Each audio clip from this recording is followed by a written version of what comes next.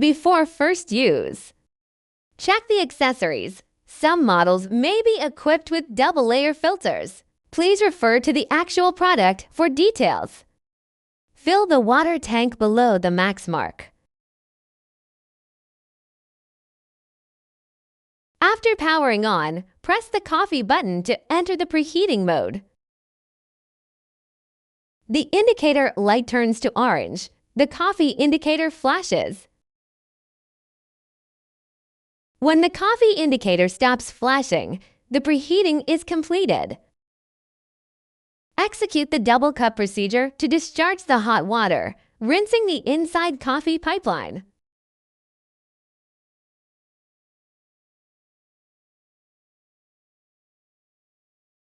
Then anti-clockwise rotate the knob to rinse the inside steam pipeline.